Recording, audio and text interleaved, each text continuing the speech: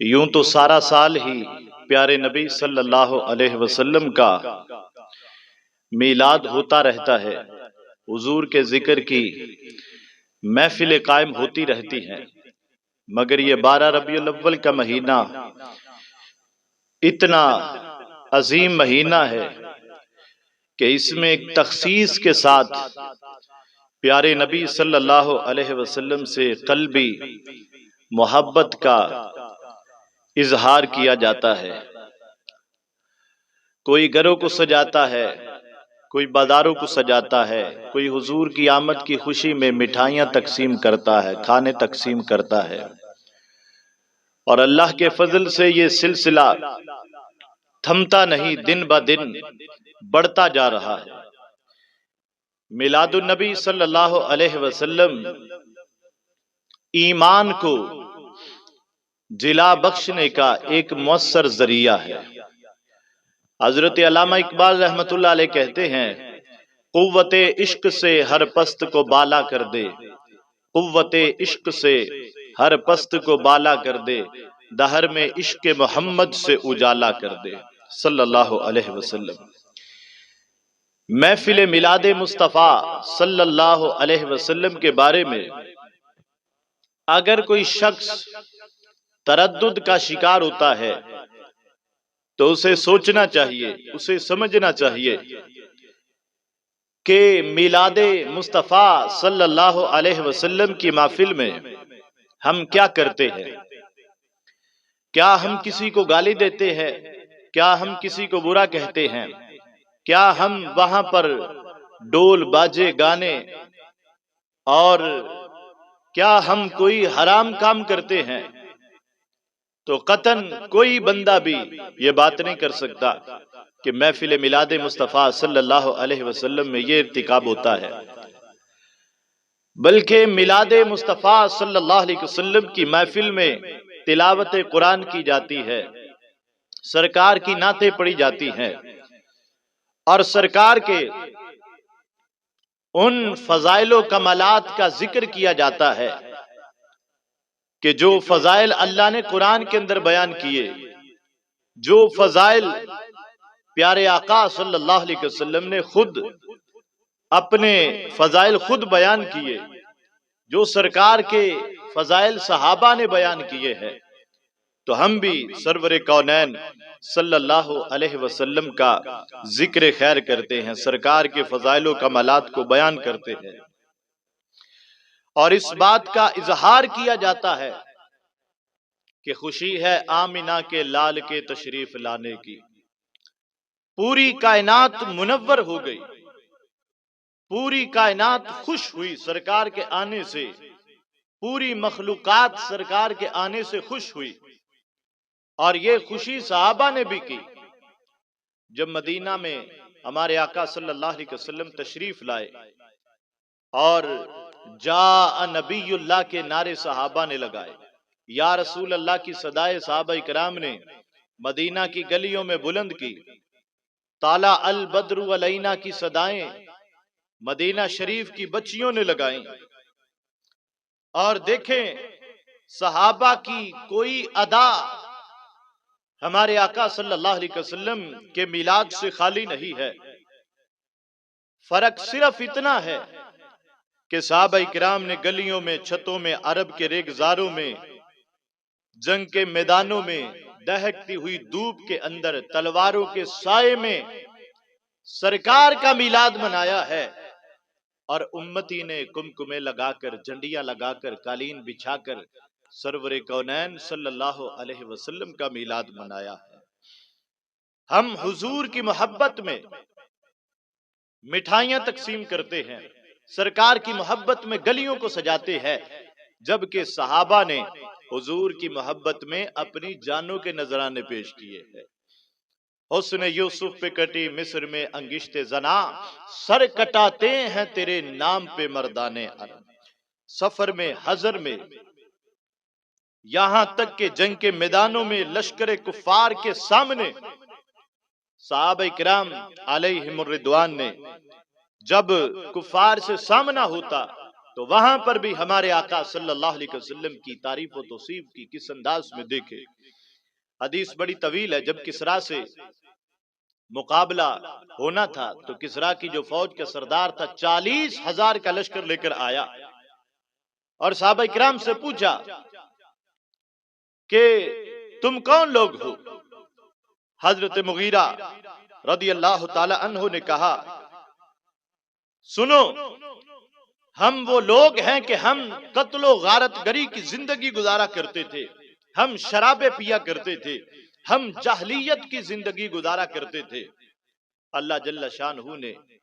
ہم پر احسان کیا، ہمیں اپنا پیارا محبوب عطا کیا. ہماری یہ حالت تھی سرکار کے آنے سے پہلے. بخاری شریف کی حدیث نمبر ہے 3159. صحابہ اکرام کہتے ہیں وَنَعْبُدُ الشَّجَرَ وَالْحَجَرَ فَبَيْنَ نَحْنُ كَذَلِكَ، کہ ہم درختوں کی پوجا کرتے، ہم پتھروں کی عبادت کیا کرتے تھے. یہ ہماری حالت تھی، جاہلیت میں زندگی گزارا کرتے تھے. اذ بعث رب السماوات ورب الارضین تعالی ذکرہ وجلت عظمتہ الینا نبیا من انفسنا. اللہ نے ہم پر احسان کیا کہ ہمیں اپنا پیارا محبوب عطا کیا. اللہ کے نبی صلی اللہ علیہ وسلم تشریف لائے. وہ جو قرآن کے اندر بھی ارشاد ہوتا ہے لقد من اللہ علی المؤمنین اذ بعث فیہم رسولا من انفسہم. اللہ نے مومنین پر احسان کیا کہ ان کو اپنا پیارا محبوب عطا کیا. تو اس محبوب کے آنے سے ہمیں رب کی پہچان ہوئی. اس محبوب کے آنے سے ہمیں پتا چلا نیکی کیا ہے، بدی کیا ہے. اس محبوب کے آنے سے پتا چلا اندھیرے کیا ہے، سویرے کیا ہے. اس محبوب کے آنے سے پتا چلا اچھا کون ہے، برا کون ہے. اس محبوب کے آنے سے پتا چلا صدیق کون ہے، زندیق کون ہے. اس محبوب کے آنے سے ہر طرف بہار ہی بہار آئی ہے. اس محبوب کے آنے سے اللہ نے ہمیں ہدایت کا رستہ عطا کیا، صراط مستقیم کے رستے پہ ہم کو چلا دیا ہے. تو صحابہ کرام علیہم الرضوان جو بعد الانبیاء، سارے نبیوں بعد الانبیاء سب سے افضل و اعلیٰ ہے، وہ توحید کے سب سے بڑے دائی، وہ اسلام کے مجاہد، وہ رب کے دین کے متوالے، اللہ رسول کی محبت میں مر مٹنے والے. صحابہ کرام کہہ سکتے تھے جب پوچھا گیا تھا کہ تم کون لوگ ہو، تو صحابہ کرام کہہ سکتے تھے ہم توحید کے دائی، ہم اسلام کے مجاہد، ہم اللہ کے دین کی تبلیغ کے لیے نکلے ہیں، ہم اسلام کی تبلیغ کے لیے نکلے ہیں، ہم اللہ کے دین کے سفیر ہیں، ہم اسلام کے دائی. مگر صحابہ کرام نے یہ نہیں کہا. صحابہ کرام نے اپنا تعارف کس انداز سے کروایا؟ نبی علیہ السلام کے نام سے، سرکار کی نسبت سے. سرکار کائنات صلی اللہ علیہ وسلم کی عظمت کا علم دشمن کے سامنے بھی بلند کر رہے ہیں اور اس بات کو واضح کر رہے ہیں کہ قل ان کنتم تحبون اللہ فاتبعونی یحببکم اللہ، کے تحت ضروری نہیں کہ جو رب رب کرتا ہو وہ حقیقی معنوں میں رب والا ہو، جو اللہ اللہ کرتا ہو وہ حقیقی معنوں میں اللہ والا بھی ہو. مگر اللہ والا وہی ہے جو نبی والا ہے، اور نبی والا وہ ہے کہ جو دل کے اندر سرور کونین صلی اللہ علیہ وسلم کی محبت کا چراغ روشن کیے ہوئے. تو صحابہ کرام سفر میں، حضر میں، گھر میں، میدان جنگ میں، تلواروں کے سائے میں دشمن سے ٹکر ہو تو اس وقت بھی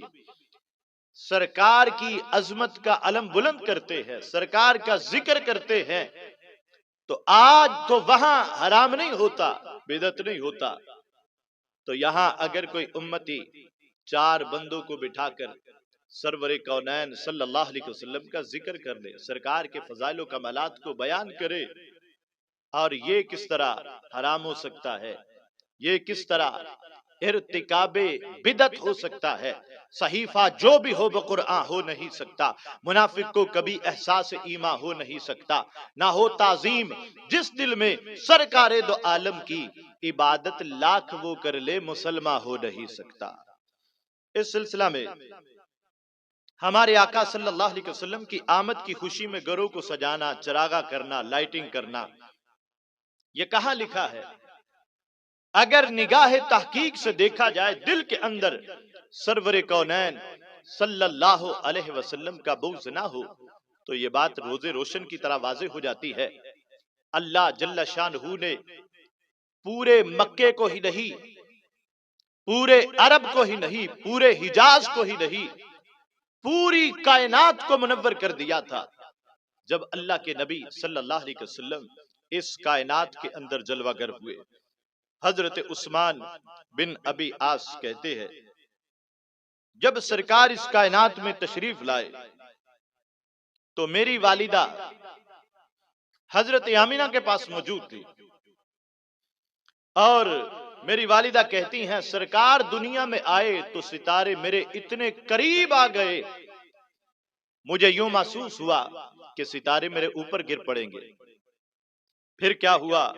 ہر طرف اجالا ہی اجالا تھا۔ خرج منہا نور اضاء له البیت والدار حتی جعلت لا ارا الا نورا۔ سرکار جب دنیا میں تشریف لائے ہر چیز روشن ہو گئی، پورا گھر منور ہو گیا، دیواریں روشن ہو گئیں، چمکنا شروع ہو گئیں، حتیٰ کہ مجھے نور کے سوا کچھ نظر نہیں آتا تھا۔ ہر طرف اللہ نے اجالے ہی اجالے کر دیے۔ حضرت عبد الرحمن بن عوف کی والدہ کہتی ہیں کہ جب اللہ کے نبی علیہ السلام تشریف لائے میں حضرت آمینہ کے پاس تھی، فرماتی ہے جب سرکار تشریف لائے اضاء علی ما بین المشرق والمغرب، مشرق اور مغرب تک اللہ تعالیٰ نے اجالے ہی اجالے کر دیے، میں جہاں بھی دیکھتی مجھے نور ہی نور نظر آتا تھا۔ اسی طرح حضرت آمینہ کہتی ہیں خرج منی شہاب اضاءت له الارض كلها، مجھ سے نور نکلا، نور نکلا۔ جب سرکار تشریف لائے مجھ سے نور نکلا، اور میرا گھر ہی نہیں، میری بستی ہی نہیں، میرا شہر ہی نہیں، میرا ملک ہی نہیں، سرزمین حجاز ہی نہیں، اضاءت له الارض كلها، ساری زمین اللہ نے منور کر دی، ساری زمین روشن ہو گئی، اجالے ہی اجالے ہو گئے۔ حتی رأیت قصور الشام، میں بیٹھی مکہ میں تھی اور آنکھوں کے اندر اتنی نورانیت آ گئی، اللہ نے پوری کائنات منور کر دی، بیٹھی مکہ میں تھی اور شام کے محلات کو میں دیکھ رہی تھی۔ حضرت آمینہ کہتی ہیں مجھ سے نور نکلا، سرکار فرماتے ہیں میں نور بن کے آیا، اللہ نے فرمایا میں نے نور بھیجا، تو لہذا رب فرمائے میں نے نور بھیجا، سرکار فرمائے میں نور بن کے آیا۔ حضرت آمینہ کہتی ہیں مجھ سے نور نکلا۔ تو پھر آج اگر کوئی نورانیت کا انکار کرتا ہے تو اس کا بیڑا غرق ہے، وہ حقیقت میں اپنے ہی ایمان کو وہ داؤ پہ لگایا ہوا ہے۔ تو کسی کو آج بھی یہ وسوسہ آتا ہے کہ جتنا چراغا پہ خرچ کرتے ہو اس سے بچی کی شادی ہو سکتی تھی، کسی غریب کے گھر کا چولہا جل سکتا تھا، تو میں یہ کہتا ہوں یہ خیال اس وقت کیوں نہیں آتا کہ جب اپنے بچے کی شادی میں لاکھوں خرچ کر دیتے ہیں، فضول رسموں میں لاکھوں خرچ کر دیے جاتے ہیں، کنجریوں کی نظر لاکھوں ہزاروں روپے خرچ کر دیے جاتے ہیں، اپنے مفاد کے لیے سیاسی جلسوں کے اندر لاکھوں خرچ کیے جاتے ہیں، تو یہ خیال صرف آتا ہے رسول کریم صلی اللہ علیہ وسلم کی ولادت کے مہینے میں، یہ خیال آتا ہے اپنے مکانات پہ پیسہ پانی کی طرح بہا دے جس کا آنے کا فائدہ نہیں، اور یہ خیال آتا ہے تو صرف اور صرف رسول کریم صلی اللہ علیہ وسلم کے میلاد کے وقت یہ خیال آتا ہے۔ کیوں آتا ہے، کس لیے آتا ہے، کس وجہ سے آتا ہے، تو اس کے بارے میں بندے کو سوچنا چاہیے۔ بہرحال حضرت شیبہ کہتے ہیں حضرت عمر رضی اللہ تعالی عنہ آپ صحن حرم کے اندر بیٹھے تھے اور کہنے لگے لقد حممت اللہ اداء فیہا صفراء ولا بیداء الا قسمت، میں یہ چاہتا ہوں خانہ کعبہ کی سونے چاندی کے جو خزانے ہیں ان کو تقسیم کر دوں۔ حضرت شیبہ کہتے ہیں یعنی کعبہ شریف کو اس وقت بھی سجایا جاتا تھا، اور اگر غلاف تھا اور اس پر جو سونے چاندی کا کام کیا جاتا تھا یا جس انداز کے اندر بھی کعبہ شریف کے خزانے موجود تھے، کعبہ شریف کی زینت کے لیے، خوبصورتی کے لیے حضرت عمر نے یہ چاہا میں ان کو فقراء کے اندر تقسیم کر دوں۔ حضرت شیبہ کہتے ہیں قلت ان صاحبیک لم یفعلا، نہ تو سرکار نے ایسا کیا، نہ سیدنا صدیق اکبر نے ایسا کیا، آپ ایسا کیوں کریں گے؟ حضرت عمر نے کہا ہم المرآنی اقتدی بہما، ہاں میں ان کی اقتدا کروں گا۔ حدیث نمبر ہے 1594۔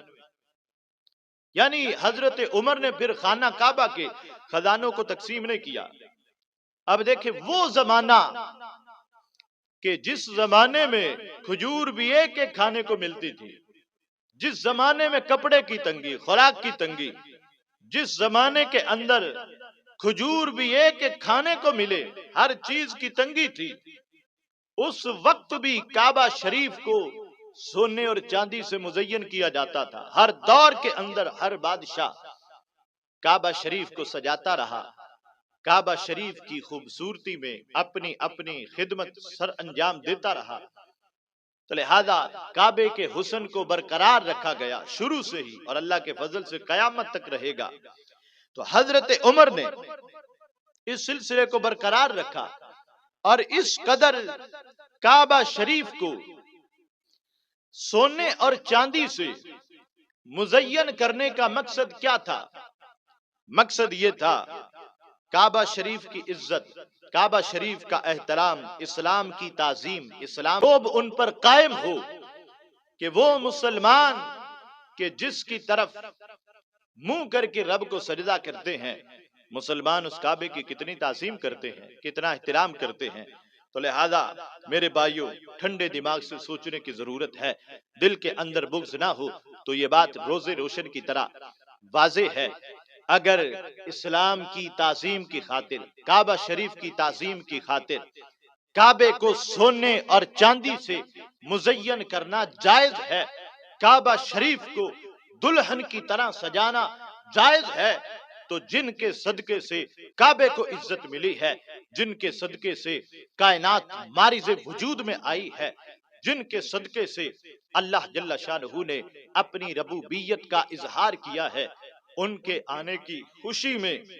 گلیوں کو سجانا بھی جائز ہے، ان کے آنے کی خوشی میں گھروں کو سجانا بھی جائز ہے، کیونکہ وہ نہ ہوتے تو کچھ بھی نہ ہوتا یہاں، ان کے ہونے سے ہے سب کا نام و نشاں، یہ زمین آسماں، یہ مکان لا مکان، سارے ان کے مکان، وہ کہاں میں کہاں، کس طرح سے کہاں سے کروں ابتدا، ان کے اوصاف کی ہے کہاں انتہا، ان کا رتبہ ہے کیا خود ہی جانے خدا، کیا کروں میں بیان وہ کہاں میں کہاں۔ اللہ اکبر۔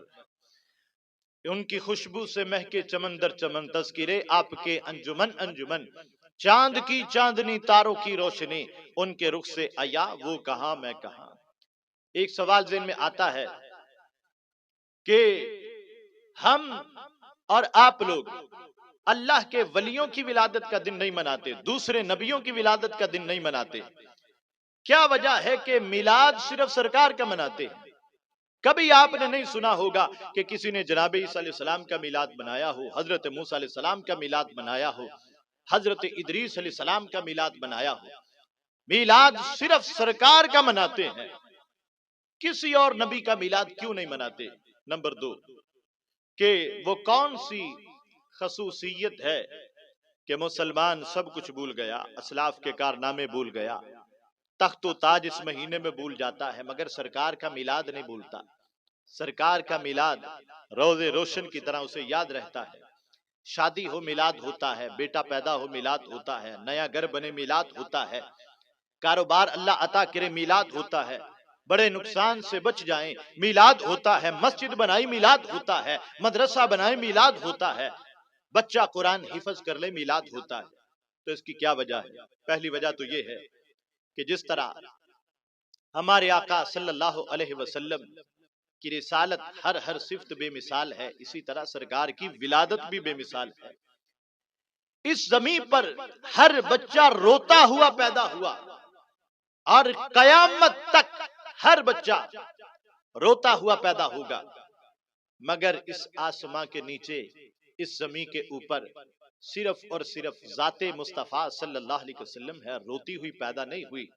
روتوں کو ہنساتی ہوئی پیدا ہوئی ہے۔ ربی حبلی امتی کی صدائیں لگاتے ہوئے اللہ کے نبی صلی اللہ علیہ وسلم پیدا ہوئے، اور دعا کس کے لیے؟ امت کے لیے۔ کیا امام حسن حسین کے لیے، مولا علی سرکار، سیدہ فاطمہ رضی اللہ عنہم کے واسطے،